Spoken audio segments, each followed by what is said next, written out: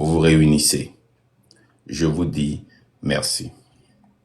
Pour ceux qui ne sont pas dans le train de la liberté, mais qui viennent nous suivre, ceux qui sont derrière l'écran, qui tapotent, ceux qui nous envoient des cadeaux pour sauvegarder le live, ceux qui partagent, je vous dis tous merci. Un merci spécial à la légende pour le travail qu'il abat. Et je voudrais dire merci aussi à la team derrière, qui travaille jour et nuit, mais qui n'a pas de reconnaissance publique. Je veux vous dire merci. Merci spécial à ma femme et à mes enfants pour ce qu'ils traversent et malgré tout, continuent par supporter ce que papa et le mari est en train de faire. Merci énormément. Je voudrais donner un remerciement spécial à Farida Nabourema, à Ferdinand Haïté, et aussi reconnaître publiquement le travail que Milawe et Djitri font les samedis. Nous sommes à un temps impératif, un temps pré-révolution. Nous sommes à un temps où nous allons traverser des difficultés, nous allons traverser beaucoup de bas, et ces signes doivent nous soulager. Ces signes doivent nous soulager en ce sens que si nous ne faisons pas quelque chose d'important, ce gouvernement ne va pas nous regarder. Cette semaine, je devais voyager, mais j'ai été contraint d'annuler mon voyage à cause de l'intelligence que nous avions eue. Bien sûr que cela déprime, mais c'est satisfaisant du point où tu vois le travail que vous êtes en train de faire et tu dis, ah, vous êtes en train de toucher le centre. Aujourd'hui, je voudrais parler sincèrement à deux groupes de personnes. Je voudrais parler à nos militaires, au corps habillé, policiers, gendarmes. Et je voudrais aussi parler à la jeunesse. Dans presque tous les pays du monde, les hommes habillés sont très respectueux et sont très respectés. Pourquoi? Parce que chaque fois que nous traversons une période difficile et certains doivent prendre la décision d'aller mourir ou mettre leur vie en danger pour protéger les citoyens, c'est toujours les corps habillés qu'on voit. Et dans tous les pays presque, le corps habillé est tellement proche de la population, comprend la population et est patriote. Au Togo, nous n'avons pas une armée qui est patriote ou une armée patriotique. Nous n'avons pas un corps habillé qui est républicaine. Nous avons un corps habillé qui est manipulé, utilisé, exploité. Allez, Jean, tu montres quelqu'un?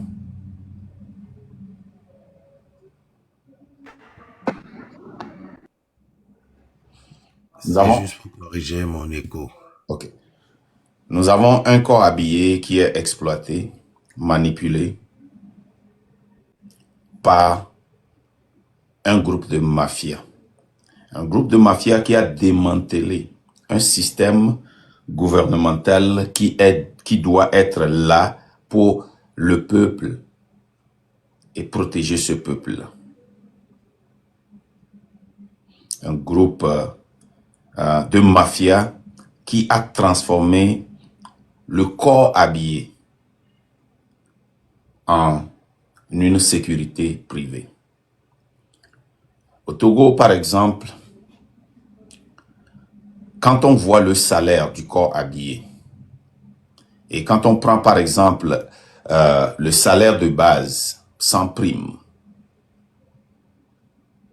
que gagnent les hommes, les soldats, qu'on appelle par exemple les matelots ou élèves gendarmes de deuxième classe, un salaire de 54 000 francs CFA, et qui finissent leur carrière avec un salaire de 87 500 francs. Au Togo, nous avons des soldats matelots ou élèves gendarmes de première classe qui gagnent 52 000 francs et qui finissent, après 13 ans de carrière, à 94 212.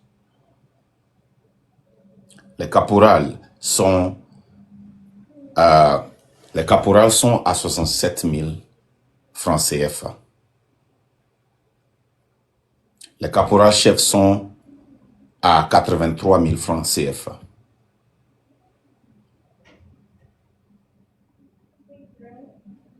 Les commandants RIT sont à 310 000 francs. Les colonels sont à 458 000 francs. Les colonels I2 sont à 499 000 francs. Les lieutenants F2 sont à 423 000 et les F1 sont à 387 000. Bref, si tu travailles à McDonald's ici aux États-Unis, si tu nettoies le sol à McDonald's aux États-Unis, tu gagnes plus qu'un général par semaine. Ce que tu gagnes en semaine dépasse ce que le général d'armée au Togo gagne par mois.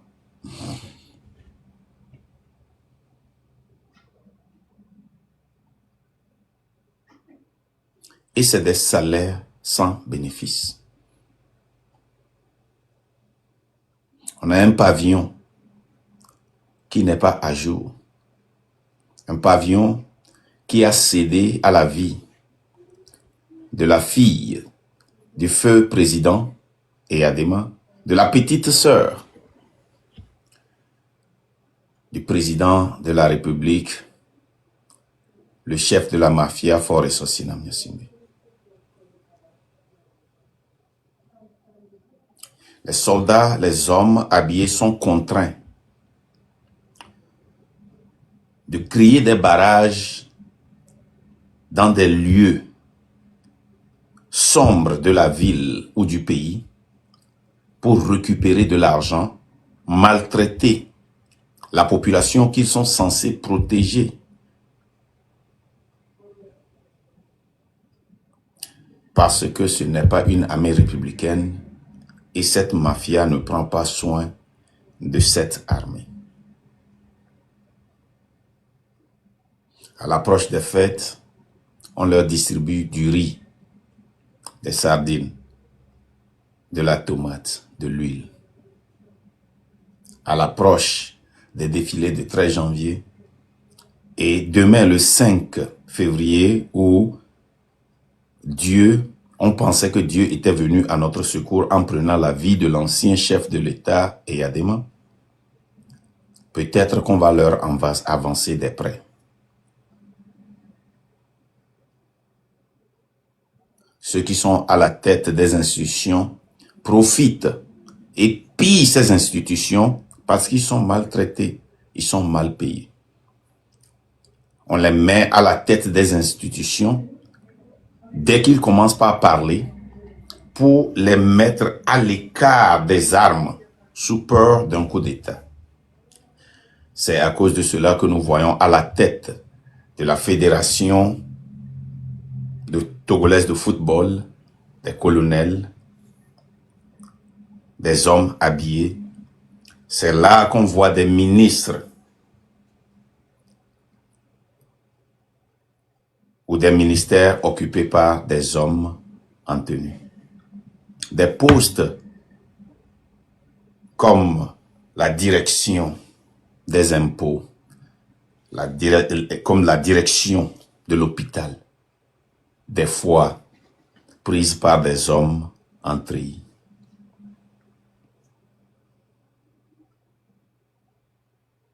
Cela ne doit pas être ainsi. Le Togo a les moyens pour prendre soin des hommes en treillis et les protéger avec leurs femmes et leurs enfants, protéger leurs familles même s'ils sont en retraite. Et même si ces soldats-là travaillent pour s'acquérir un bien, ils ne sont pas protégés parce qu'ils ne sont plus en treillis. Nous avions vu l'année passée des hommes forts venir sortir une famille d'un retraité du corps habillé qui, après avoir acheté une maison et construit là-dessus, certains bras forts ont trouvé normal que le prix de vente, après 9 ans, ils n'ont pas aimé et ils doivent renégocier. Ils n'ont pas utilisé les moyens de la justice, mais ils sont venus les sortir et, avec des briques, fermer la porte. Pourquoi je suis en train de parler aux hommes habillés aujourd'hui? Je suis en train de parler des hommes habillés aujourd'hui parce que l'avenir du peuple togolais dépend d'eux, parce que c'est eux qui ont juré, qui ont prêté serment qu'ils vont protéger leurs enfants. Regardez autour de vous et voyez les enfants des anciens colonels, des anciens commandants, des anciens lieutenants, des anciens généraux. Qu'est-ce qu'ils sont devenus? Ce que nous faisons, pensant que c'est contre le peuple, est contre notre propre progéniture. C'est contre nos propres enfants. C'est contre nos propres familles au village. Quand vous allez dans vos villages et que vous voyez tous ces enfants courir derrière vous, tous ces vieux venir vous demander de l'aide, c'est le résultat de ce que vous avez créé en protégeant une mafia.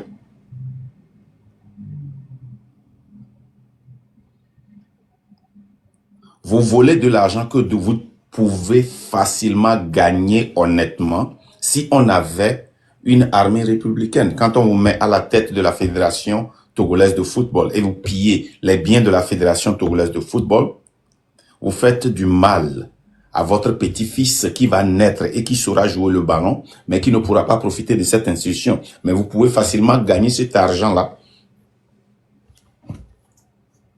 Vous pouvez facilement gagner cet argent-là si vous étiez bien payé. Et que vous n'êtes pas bien payé, vous êtes obligé d'aller piller cet argent-là, qui devait être quelque chose de votre propre droit. Un soldat au Togo,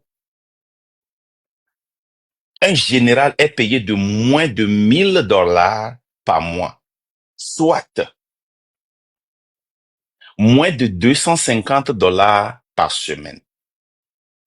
Il est impossible que quelqu'un qui nettoie le sol de McDonald's gagne 250 $ aux États-Unis.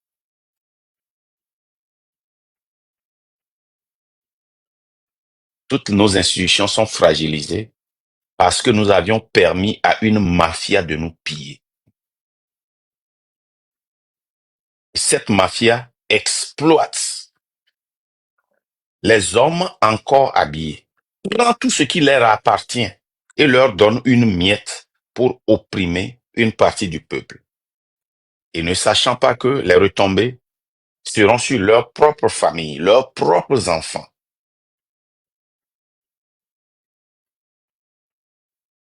Les hommes habillés n'ont même pas la liberté d'expression, la liberté de penser, ne peuvent pas réfléchir indépendamment.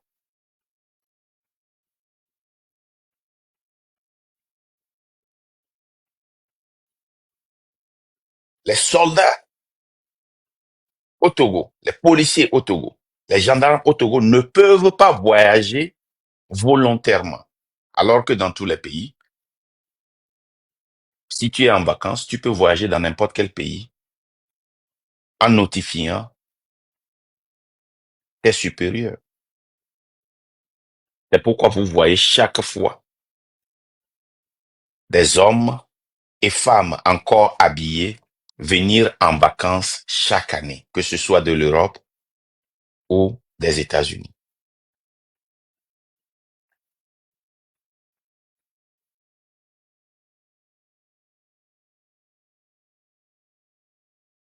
Que nous comprenons que ce que nous voulons, nous pouvons facilement gagner ça si on nous payait honnêtement. Et ça ne doit pas être ainsi. Faisons le bilan. 20 ans. Demain, 20 ans après la mort de votre Dieu sur terre, Gnassingbé et Adema. Où est ton village? Où sont les rues qui vont dans ton village? Comment est ton agriculture? Où sont tes enfants?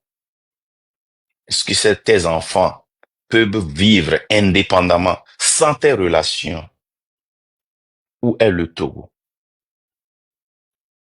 Est-ce que depuis que vous êtes en retraite, vous êtes sorti pour aller dans les pays voisins pour voir ce qui se passe là-bas, ou bien vous avez peur de sortir parce qu'on va vous accuser de préparation de coup d'État, ou on vous a interdit de sortir de votre pays?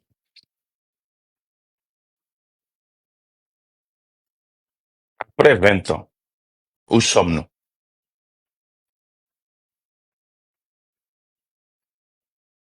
Où sommes-nous après 20 ans? Les institutions que tu as eu à diriger, où sont ces institutions il y a 20 ans? Maintenant, où sont ces institutions? Ce que tu vois autour de toi, est-ce que tu peux demander à ton fils ou à ta fille de faire cela, ou bien tu peux le faire devant ta fille ou ton fils, ou bien tu le fais en cachette?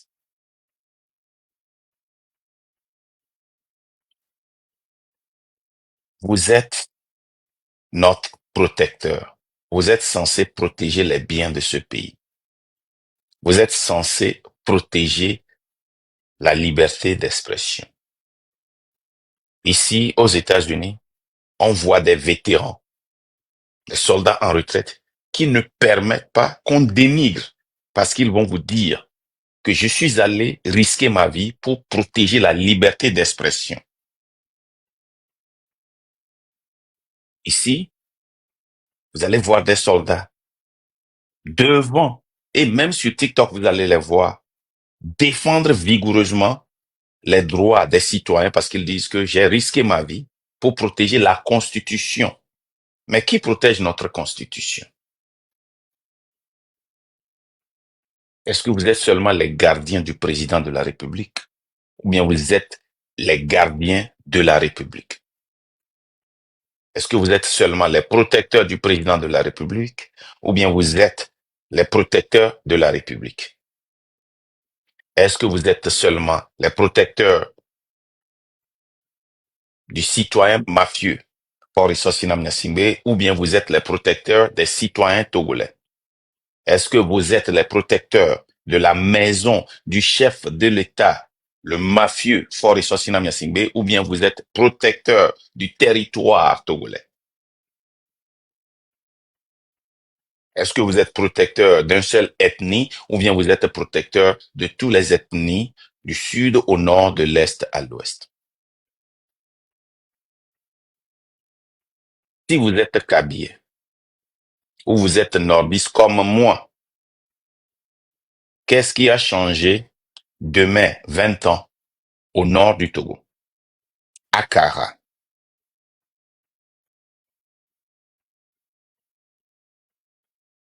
Qu'est-ce qui a changé?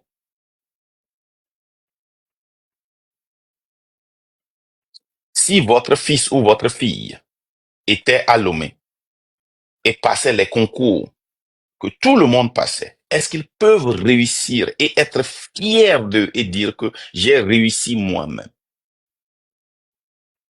Est-ce que vous ne pensez pas que c'est le résultat de votre décision qui empêche votre fils ou votre fille de réussir dans ce même pays qui a toutes les richesses du monde?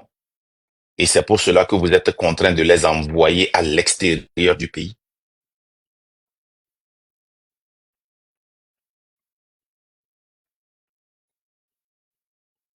Vous avez la responsabilité, le devoir de protéger la population. Cette responsabilité vous incombe si vous avez un cœur de chair, si vous avez un cœur d'un vrai homme. Vous ne pouvez pas être là et voir un peuple souffrir et un petit vous terroriser. Vous qui êtes des soldats, vous qui détenez les armes du Togo, être terrorisé par un petit avec son clan, un bandit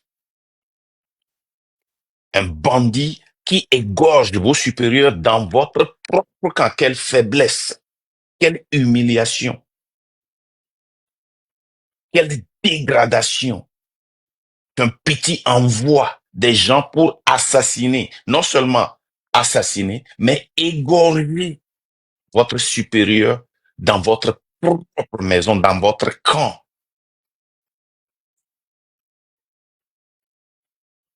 Si vous avez les couilles, si vous êtes les vrais soldats, les hommes, vous allez protéger le plus faible, qui est la population. Vous savez, entre toi et moi, que je vous dis la vérité. Tu sais, entre toi et moi, toi, soldat togolais, que tu as peur de Faure et Sosina Nyasingbe, que Faure et Sosina Nyasingbe te terrorisent. Toi, soldat togolais, tu sais qu'il n'y a pas un Ibrahim Traoré au Togo. Toi, soldat togolais, tu sais que tu n'es pas digne de ce nom, soldat. Ce que tu n'es pas dans une armée républicaine. Tu es dans une sécurité privée qui prétend être une armée. Tu es toujours debout, tu patrouilles avec des fusils sans armes ou bien avec des balles limitées parce que un mafieux pense que tu vas venir l'assassiner. Et pourquoi il pense que tu vas venir l'assassiner? C'est parce qu'il est dans la mafia.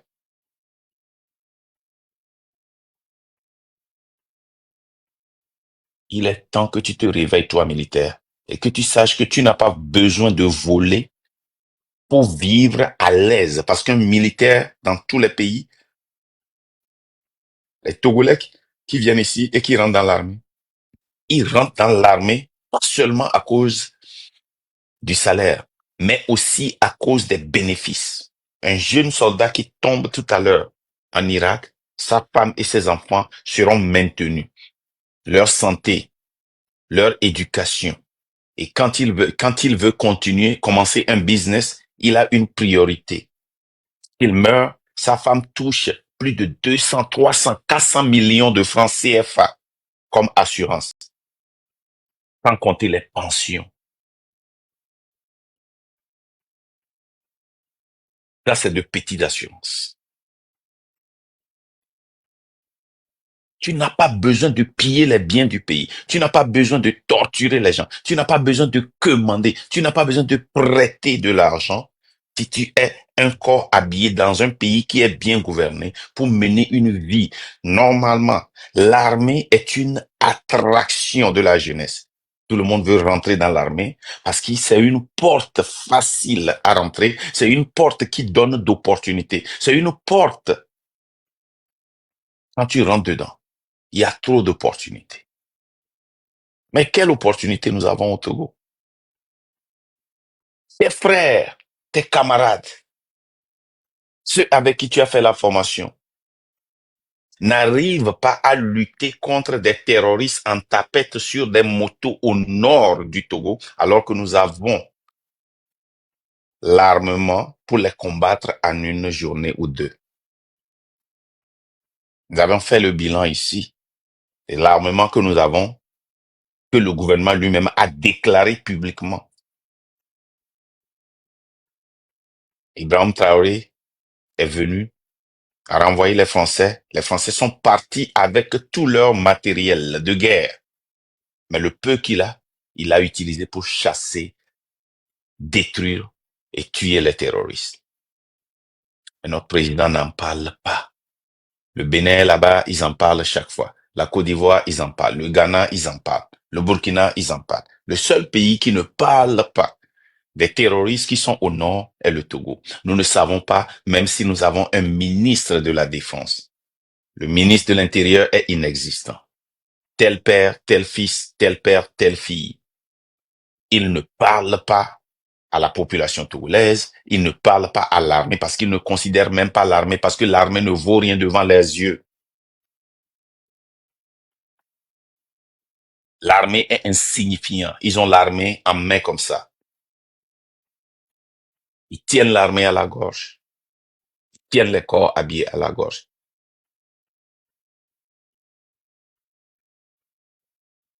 Ils ont transformé cette armée-là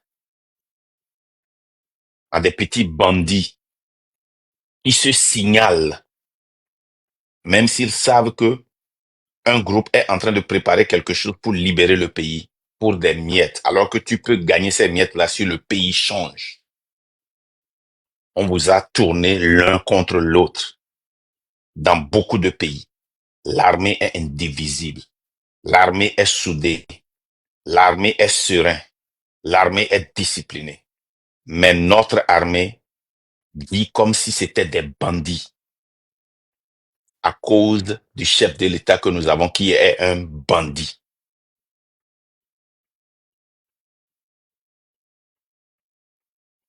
Cette responsabilité est dans ta main. Cette armée peut être reconstruite parce que le Togolais était patriote, mais intentionnellement. Et Adema et son fils, la famille Nyasingbe, a déstabilisé les institutions togolaises et a détruit le patriotisme en nous. Et ce patriotisme-là, parce que nous sommes nés avec ça, elle est innée en nous, peut être réveillée. Et c'est ce que nous sommes en train de faire. En train de réveiller ce patriotisme en vous, les militaires, en vous, les gendarmes, en vous, les policiers. La semaine dernière, 6 de nos frères étaient allés au niveau du ministère de la Santé avec des feuilles comme ça. Avec des feuilles comme ça. Avec des feuilles pour protester. Ils ont utilisé leur bic, leur feutre pour écrire sur ces feuilles parce qu'on nous empêche de parler. Et les gendarmes se sont présentés. Un membre de corps habillé. Une discussion pacifique est transformée petit à petit à un stand-up contre le gouvernement et contre les manifestants. 6 personnes, plus d'une vingtaine de corps habillés se sont transformés en des guerriers. Il faut 20 personnes pour maîtriser 6 personnes qui n'ont pas de cailloux, qui n'ont pas de bâton, qui n'ont rien dans leurs mains. Combien pensez-vous qu'ils en auront besoin pour maîtriser une foule de 100 000 personnes? Combien pensez-vous qu'ils en auront besoin pour maîtriser une foule de 200 000 personnes? Une foule de 300, 500 000, 1 million de personnes. Nous savons comment ce corps habillé, ce gouvernement, cette mafia opère et elle est, on peut prédire ça. Ils n'ont pas le choix. Ils n'ont pas d'autre moyen. C'est le seul moyen qu'ils ont. Le corps habillé doit se réveiller. Le corps habillé doit être respecté. Le corps habillé doit être soudé. Le corps habillé doit être uni. Le corps habillé ne peut pas continuer à vivre sous l'esclavage d'une mafia. Ces derniers temps, les enfants des barons qui se promenaient dans des lives pour défendre l'indéfendable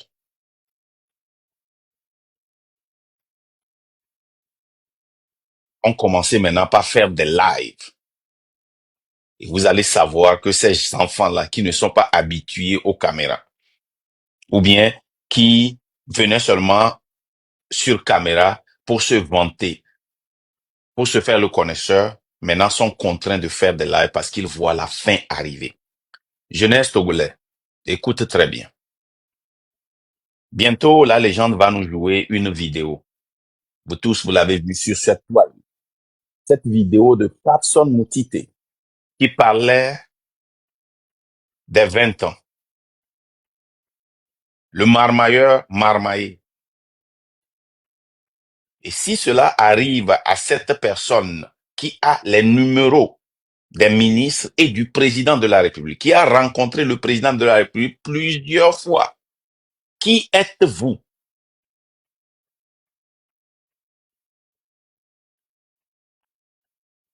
Qui êtes-vous?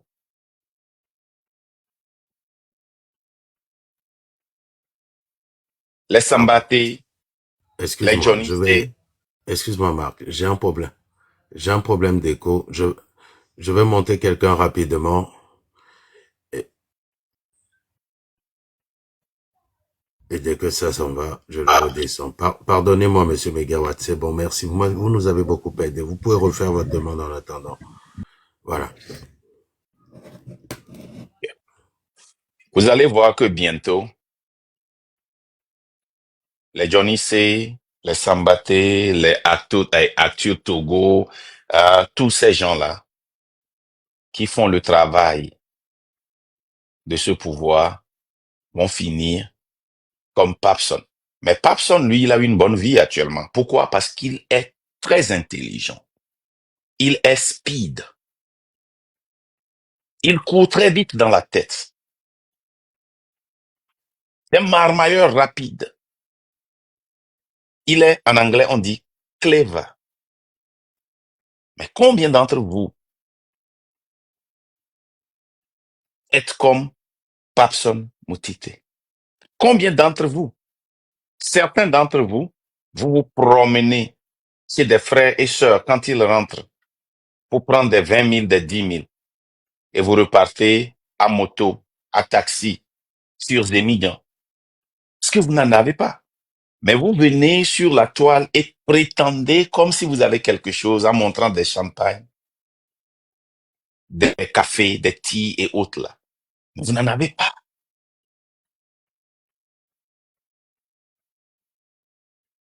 Des fois, quand vous êtes chez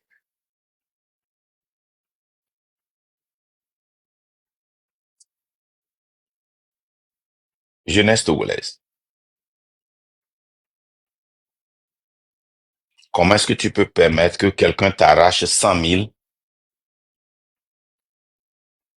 arrache ta nourriture, l'eau que tu dois boire, ta famille et maintenant te tendre 500 francs, 1000 francs et prétendre t'aider. Un goutte d'eau et prétendre t'aimer. C'est ton droit le plus absolu. Tout ce qu'on te donne t'appartient.